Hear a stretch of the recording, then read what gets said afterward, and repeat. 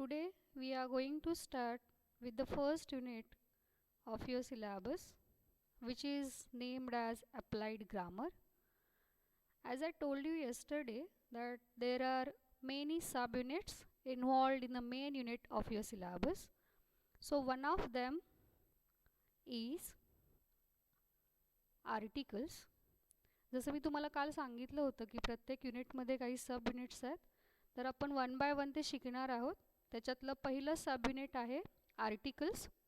So now let us look at the first sentence in this slide.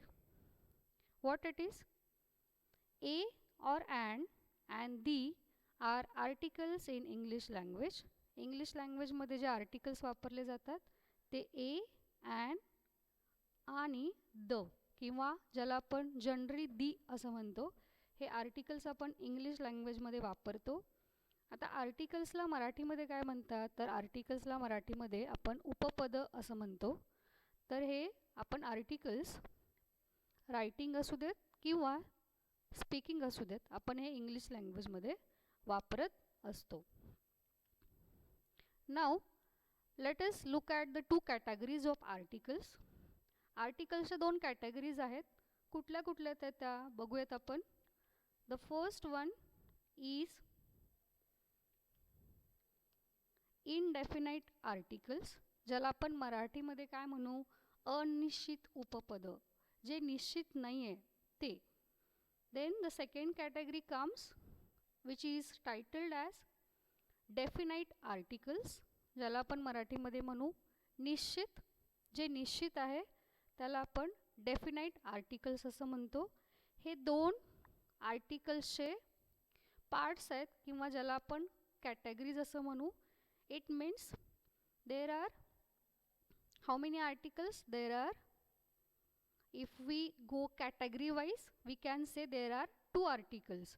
म्हणजे जर आपण ह्या कॅटेगरीजचा विचार केला, म्हणजे इनडेफिनाइट आणि डेफिनाइट आर्टिकल्स याचा जर विचार केला, तर इंग्लिश लँग्वेजमध्ये दोन आर्टिकल्स आहेत. कुठले कुठले? तर इनडेफिनाइट आर्टिकल्स आणि डेफिनाइट आर्टिकल्स, हे दोन आर्टिकल्सचे पार्ट्स आहेत. नाव let us look at one by one what actually an indefinite articles means and what it is that is called as definite articles.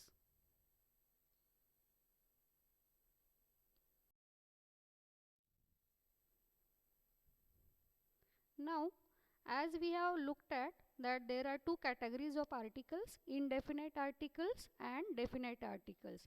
निश्चित उपपद आणि अनिश्चित उपपद, ज्याला आपण मराठीमध्ये उपपद म्हणतो. आता आपण बघूयात की आपण इनडेफिनाइट आर्टिकल्स कधी वापरतो आणि डेफिनाइट आर्टिकल्स कधी वापरतो.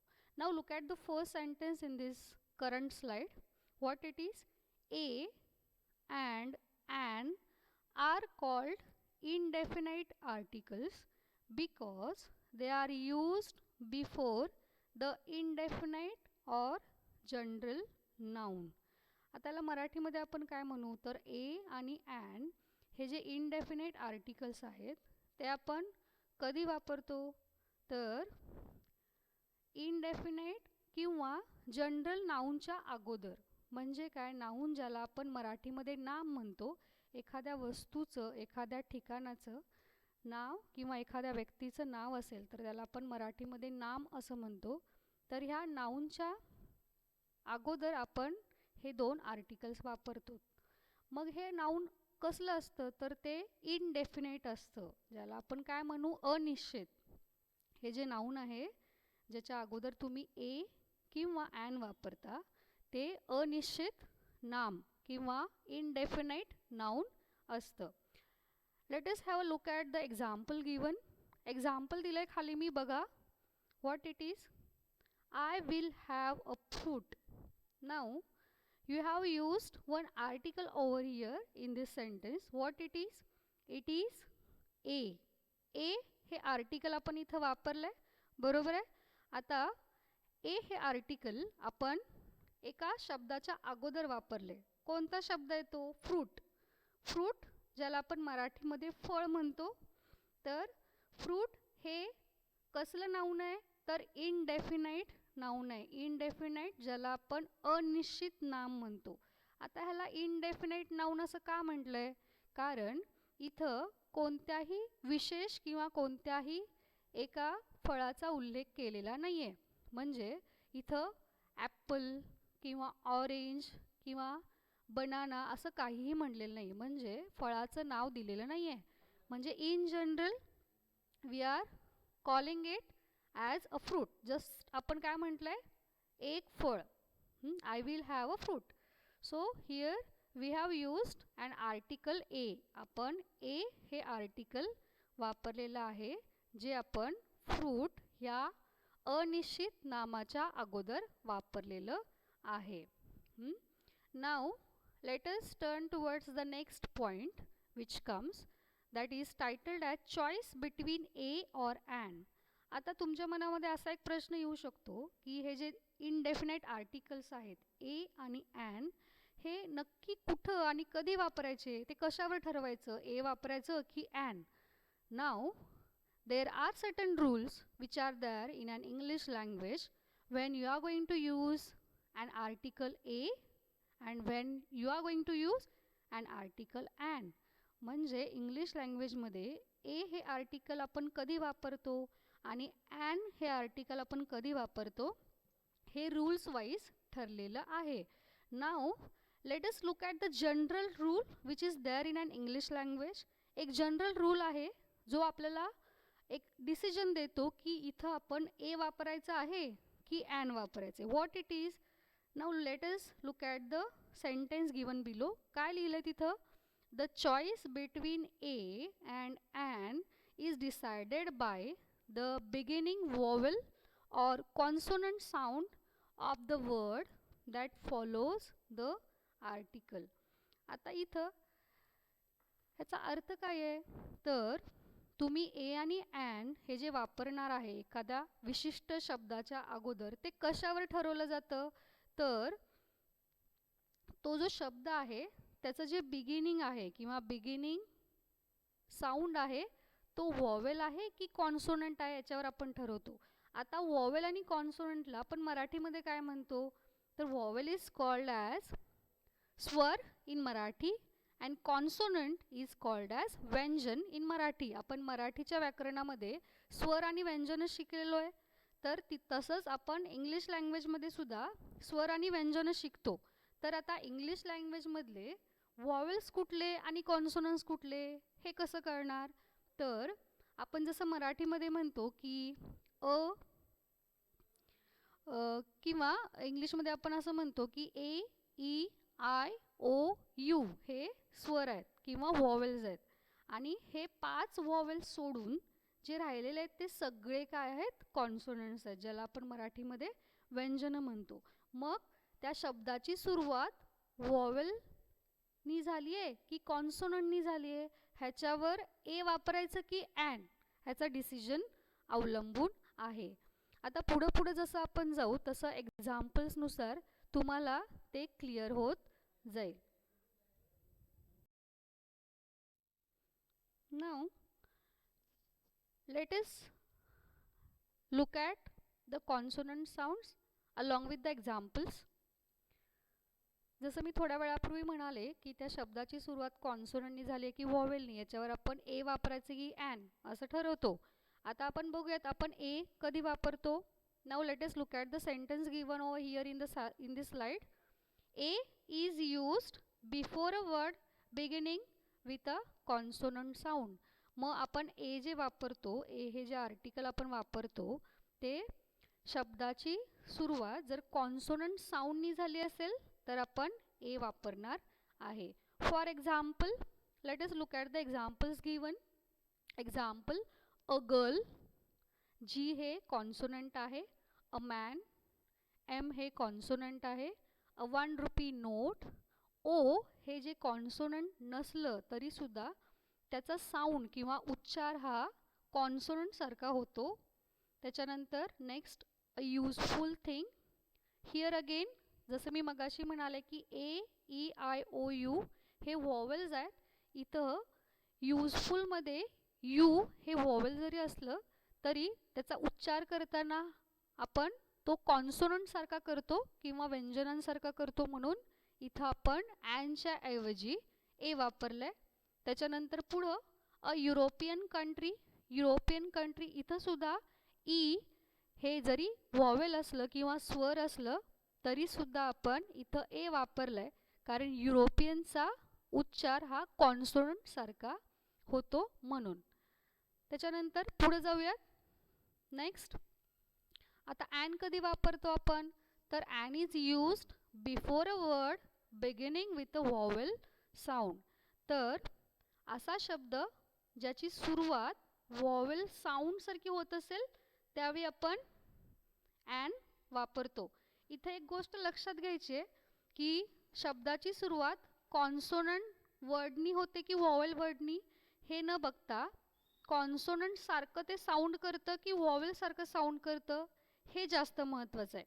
Means the choice of a and an is dependent not on the word beginning with either a consonant or a vowel, but it is mostly dependent on the word or the pronunciation of the word. If the word is pronounced like a vowel and if there is a consonant at the beginning of a word, still will be using an and not a. मराठीमध्ये काय म्हणू आपण, समजा एका शब्दाची सुरुवात जर vowel वर्डनी झाली असेल पण त्याचा उच्चार जर कॉन्सोनंट सारखा असेल तर आपण रूल वाईज ॲन नाही वापरणार आहे, आपण ए वापरणार आहे. जसं आपण वरती एक्झाम्पलमध्ये बघितलं, अ यूजफुल थिंग, यू हे वॉवेल जरी असलं तरी त्याचा उच्चार हा कॉन्सोनंट सारखा होतो म्हणून. म्हणजे थोडक्यात एक गोष्ट लक्षात ठेवायची जी खूप महत्त्वाची आहे ज्यावेळी तुम्ही आर्टिकल्स निवडत असता, ती काय आहे, तर त्या शब्दाचा उच्चार वॉवेल सारखा होतो की कॉन्सोनंट सारखा ह्याच्यावर ए आणि ॲनची चॉईस अवलंबून आहे. ठीक आहे. Let us look at the examples given over here of using an article an. आपण ॲन हे आर्टिकल कधी कधी वापरतो, एक्झाम्पल्स बघा दिलेत.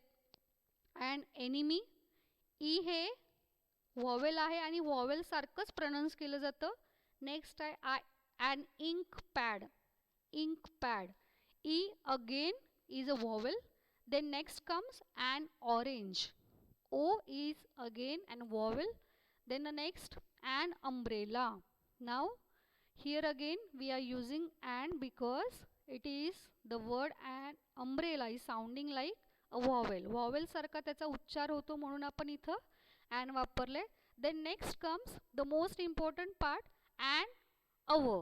Now though the word is having h at the beginning, still when we are pronouncing this word we do not pronounce the letter h. म्हणजे काय म्हणायचे मला, h o u r ह्याच्यामध्ये h जरी सुरुवातीला असलं तरी सुद्धा आपण ते प्रोनाउन्स नाही करत.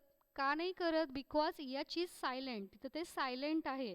ज्यावेळी तुम्ही ह्याचा उच्चार करता त्यावेळी तुम्ही ॲन हवर असं कधीच नाही म्हणत. तुम्ही काय म्हणता, ॲन अव.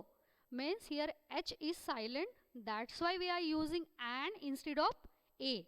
म्हणजे मला काय सांगायचं लक्षात येते, एच हे जरी कॉन्सोनंट असलं तरीसुद्धा आपण इथं ए न वापरता ॲन वापरलंय.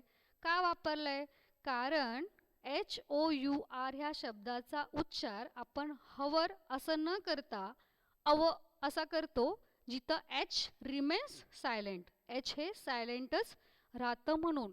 हा बेसिक डिफरन्स आहे. हा जर तुम्हाला क्लिअर झाला तर no one can stop you of by using correct article at the correct places in English language. Next comes an M A. नाव एम हे जरी कॉन्सोनंट असलं तरी आपण इथं ॲन का वापरलं आहे लक्षात घ्या परत एकदा. इथं आपण एम ए हे प्रोनाउन्स कसं करतो, जिथं आपण वॉवेल सारखा त्याचा उच्चार होतो. एम ए तुम्ही म म्हणायच्या अगोदर ए असा उच्चार होतो, जे काय आहे इंग्लिशमधलं एक वॉवेल लेटर आहे. लक्षात येते. लास्ट एक्झाम्पल दिले मी परत एकदा, ॲन एम एल ए. इथं सुद्धा मचा उच्चार होण्याच्या अगोदर ए म्हणजे ई जे वॉवेल आहे इंग्लिश लँग्वेजमधलं असा उच्चार होतो, म्हणून आपण इथं ए न वापरता ॲन वापरलेलं आहे. So this is what all about using an article a or and. ए आणि अँड हे आर्टिकल कधी, कुठं आणि कसं वापरायचं हे जर तुम्हाला क्लिअर व्हायचं असेल तर तुम्हाला एक गोष्ट लक्षात ठेवायची आहे की शब्दांचा उच्चार हा जर कॉन्सोनंट सारखा होत असेल तर आपण डिरेक्टली ए वापरणार, जरी तिथं व्हॉवेल लेटर असलं तरी सुद्धा, जसं वरती आपण बघितलं अ यूजफुल थिंग. आणि अपोजिट काय होईल मग रूल, की शब्दांचा उच्चार जर व्हॉवेल सारखा झाला किंवा स्वरांसारखा होत असेल तर आपण जरी तिथं कॉन्सोनंट असेल तरी सुद्धा आपण ॲन वापरणार आहे. फॉर एक्झाम्पल HOUR, इथं एच हे काय आहे, कॉन्सोनंट आहे, ज्याला आपण व्यंजन म्हणतो मराठीमध्ये, तरी सुद्धा आपण इथं ॲन वापरले, कारण HOUR चा उच्चार हवर असा न करता आपण अव असा करतो. दिस is the basic and the most important rule in an English language when you are using an article.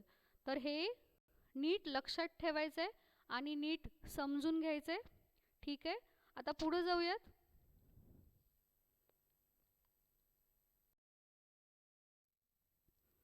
Now here in this slide you are having one table where I have provided you with uses and examples.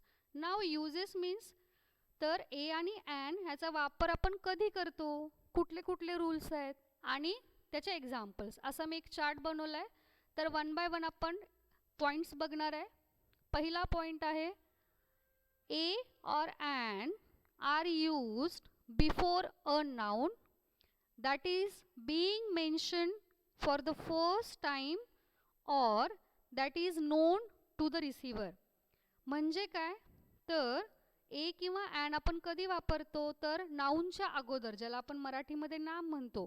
मग हे noun कधी mention केलेलं असेल, if it is mention for the first time, जर एखादं असं noun पहिल्यांदाच mention केलेलं असेल, किंवा अजून एक कंडिशन त्यांनी दिले, और that is known to the receiver. म्हणजे काय, तर रिसिव्हरला माहिती असेल, माहिती नसेल, किंवा असं एखादं नाऊन जे पहिल्यांदा मेन्शन केलेलं आहे, अशा वेळी आपण ए किंवा ॲन वापरतो. Let us now look at the examples given over here. First example is suddenly we heard a loud noise. आता इथं आपण काय वापरलं आहे, तर ए हे आर्टिकल वापरले कशाच्या अगोदर, लाऊड या शब्दाच्या अगोदर. आता इथं आपण काय रूलमध्ये सांगितलं आहे, तर अशी एखादी गोष्ट जी पहिल्यांदाच मेन्शन केली आहे आणि जी रिसिव्हरला माहिती नाही आहे, अशा केसेसमध्ये आपण ए वापरतो. तर इथं आपण ए वापरलेलं आहे. त्याच्यानंतर second example which is given, we have a problem. We have a problem. आता इथं आपण प्रॉब्लेम या नाऊनच्या अगोदर ए वापरलंय.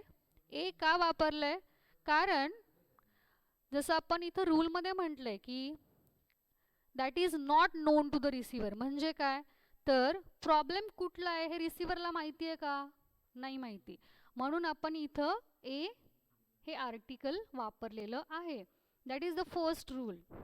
Okay, now let us turn towards the second rule. दुसरा रूल काय सांगतोय, वी यूज ए और an before singular countable nouns. Singular ज्याला आपण मराठीमध्ये एक वचनी म्हणतो, आणि काउंटेबल म्हणजे जे मोजता येऊ शकतं असं, म्हणजे सिंग्युलर काउंटेबल नाउन्स याचा अर्थ आहे एक वचनी मोजता येणारं नाम. आता एक्झाम्पल्स बघूयात. एक्झाम्पल्स तुम्हाला हा पॉईंट पटकन क्लिअर करून जाईल. First example is given over here, we saw a car. We saw a car. आता आपण अ का वापरलं इथं, कारण कार हा शब्द काय आहे, कार हा शब्द सिंग्युलर काउंटेबल नाउन आहे, कारण आपण कार मोजू शकतो, बरोबर आहे, आणि तो सिंग्युलर आहे, एक आहे, त्यामुळे आपण इथं ए हे आर्टिकल वापरलेलं आहे. दुसरं एक्झाम्पल बघूयात. Here is a dog. A हे आर्टिकल आपण डॉगच्या अगोदर वापरलेलं आहे. डॉग हे काय सांगतं, तर डॉग हे सिंग्युलर काउंटेबल नाउन आहे, एक वचनी मोजता येणारं नाम. लक्षात येते. नाव let us turn towards the third rule given. What it is. when do we use an article a or an. कधी वापरतो आपण. in the sense of any or to show any single individual as the representative. म्हणजे काय, एखादा individual एखाद्या ग्रुपचं representation करत असेल तर आपण ए हे आर्टिकल वापरतो. आता इथं आपण बघूयात. First example is given. काय दिलं एक्झाम्पल. अ स्टुडंट शुड ओबे टीचर्स. आता स्टुडंट ह्या नाऊनच्या अगोदर आपण ए हे आर्टिकल वापरलंय. आता इथं जसं मी म्हणाले की एक इंडिव्हिज्युअल जर ग्रुपचं रिप्रेझेंटेशन करत असेल तर आपण ए हे आर्टिकल वापरतो.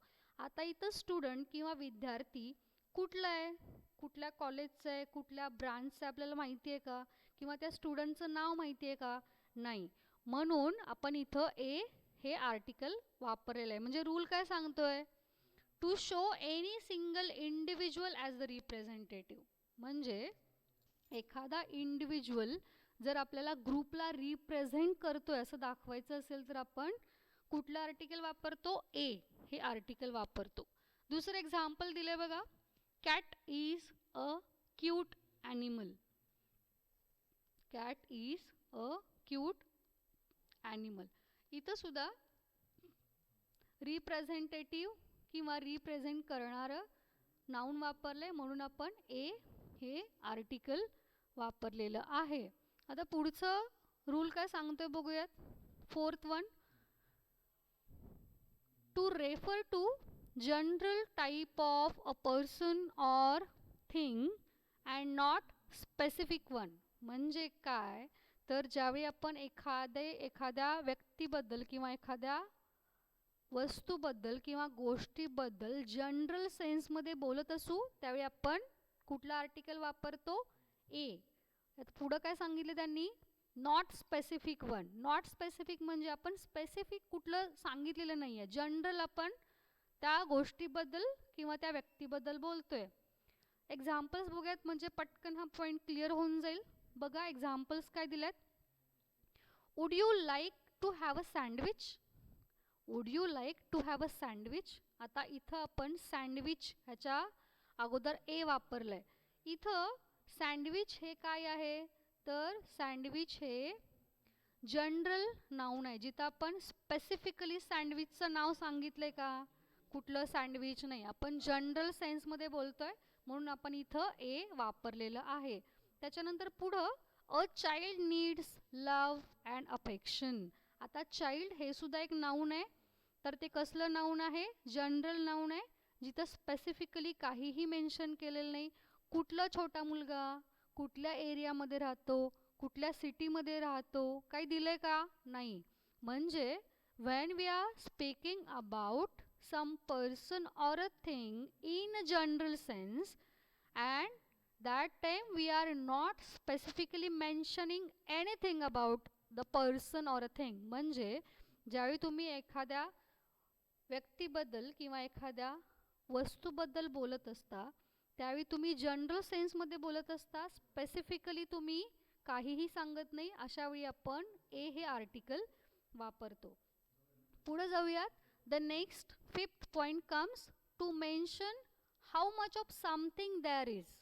म्हणजे काय तर आपण क्वांटिटी सांगत असतो. हे एवढं आहे त्यावेळी आपण ए हे आर्टिकल वापरतो. एक्झाम्पल्स बघूयात पटकन क्लिअर होईल हा point. There are a lot of workers in the factory. किती वर्कर्स आहेत फॅक्टरीमध्ये. खूप.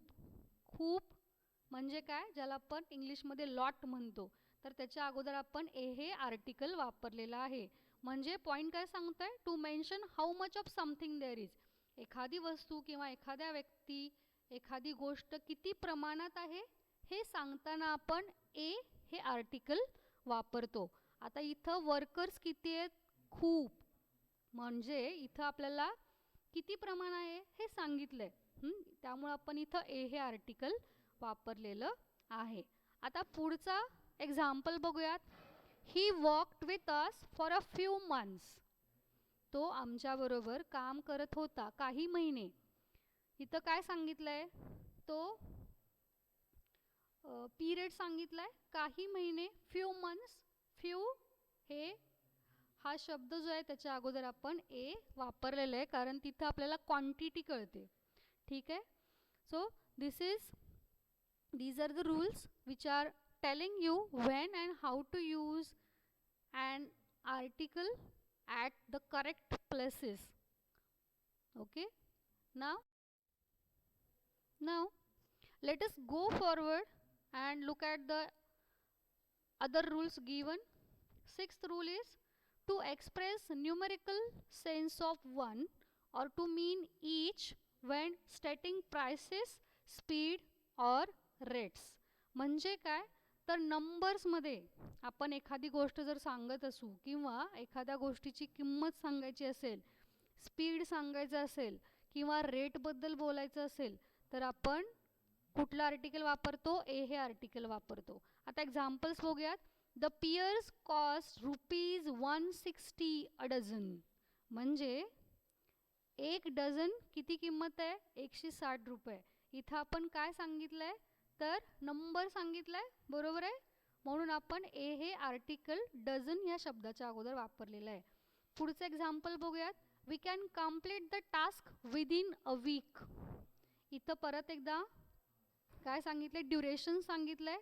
टास्क कधी पूर्ण करू शकू आपण, तर एका आठवड्यामध्ये. त्यामुळं वीक या शब्दाच्या अगोदर आपण ए हे आर्टिकल वापरलेलं आहे. ठीक आहे. पुढचा रूल काय सांगतोय बघूयात. We use this definite article a before what, before someone's name when you do not know who the person is. म्हणजे एखाद्या अशा व्यक्तीचं नाव ज्या व्यक्तीबद्दल आपल्याला काही माहिती नाही, त्यावेळी आपण काय करतो, ए हे आर्टिकल वापरतो. बघा एक्झाम्पल बघूयात. I heard Robert. रॉबर्ट, आता रॉबर्ट हे एका व्यक्तीचं नाव आहे, त्याच्या अगोदर आपण ए हे वापरलेलं आहे. का वापरलंय, कारण आपण त्या व्यक्तीबद्दल काहीही आपल्याला माहिती नाही आहे. पुढचं example. One day I met a musician. Musician या शब्दाच्या अगोदर आपण ए हे आर्टिकल वापरलंय आणि आपण सांगतोय की मी त्या म्युझिशियनला भेटलो. आता इथं आपण त्या व्यक्तीबद्दल पर्टिक्युलरली काहीही सांगत नाही आहे, म्हणून आपण इथं ए हे आर्टिकल वापरलेलं आहे. पुढे जाऊयात. रूल काय सांगतोय बघा. Before ING form of verbs that is used as a noun referring to an action, event or sound. म्हणजे काय, ING फॉर्म तुम्हाला माहिती आहे, शब्दाला आपण ING फॉर्म लावतो आणि त्याचं काय होतो, प्रोग्रेसिव्ह टेन्स होतो, बरोबर आहे. ज्याला आपण कंटिन्युअस टेन्स म्हणतो, चालू काळ मराठीमध्ये. तर पहिलं एक्झाम्पल दिलं बघा. ही सेलिब्रेटेड अ विनिंग हार्ट. आता विनिंग हे काय आहे, तर ING फॉर्म असणारं नाऊन आहे. तर जे ING फॉर्म असणारं नाऊन आहे ते कशाला रेफर करतं, referring to an action, event or sound. एखाद्या ॲक्शनला, इव्हेंटला किंवा साऊंडला ते रेफर करत असतं. त्यामुळे आपण इथं ए वापरलेलं आहे. दुसरं एक्झाम्पल बघूयात. We all witnessed a fearing accident. Fearing accident. आता फिअरिंग ING फॉर्म आहे आणि ए इथं आपण वापरलंय कारण ॲक्सिडेंट ही एक घटना आहे आणि त्याच्याबद्दल आपण बोलतोय, त्यामुळे आपण ING फॉर्मच्या अगोदर ए वापरलेलं आहे. Now let us turn towards the next rule. To change a proper noun into a common noun. आता प्रॉपर नाउन ज्याला आपण काय म्हणू, तर मराठीमध्ये आपण त्याला निश्चित नाम म्हणतो आणि कॉमन जनरल सेन्समध्ये आपण कॉमन नाउन्स वापरतो, त्याला आपण कॉमन नाउन म्हणतो. बघा एक्झाम्पल्स बघूयात. You are a Chanakya. आता चाणक्य हे नाव आपण ऐकले, हिस्ट्रीमध्ये होतं, ती व्यक्ती काय होती हे आपल्याला माहिती आहे. तर you are a Chanakya means you are having the qualities of a Chanakya. चाणक्यच्या क्वालिटीज तुझ्यामध्ये आहेत म्हणून तुला चाणक्य असं म्हटलेलं आहे. म्हणजे इथं आपण प्रॉपर नाउन, म्हणजे चाणक्य हे प्रॉपर नाउन आहे, एका व्यक्तीचं नाव आहे, ते आपण कॉमन नाउनमध्ये बदललं, बरोबर आहे. त्यामुळे आपण इथं ए वापरले. पुढचं एक्झाम्पल बघा. He is a Shakespeare of this era. Era म्हणजे पिरियड, एखादा काळ. तर he is a Shakespeare of this era. त्याला शेक्सपियर का म्हटलं आहे? शेक्सपियर ही हिस्ट्रीमधली खूप ग्रेटेस्ट पर्सनॅलिटी होती. तर आपण शेक्सपियर हे प्रॉपर कॉमन नाऊनमध्ये बदललं आहे, म्हणून आपण इथं ए हे आर्टिकल वापरलेलं आहे. आता the last rule which is there, बघा कुठला रूल आहे शेवटचा? Before uncountable nouns qualified by and adjective. Uncountable, आपण जी गोष्ट मोजू नाही शकत त्याला आपण अनकाउंटेबल म्हणतो, बरोबर आहे. आता हे अनकाउंटेबल नाउन्स ते कशाने क्वालिफाईड झालेत? तर ॲडजेक्टिव्हनी क्वालिफाईड झालेले आहेत. आता एक्झाम्पल बघूयात. A teacher should possess good knowledge of the subject.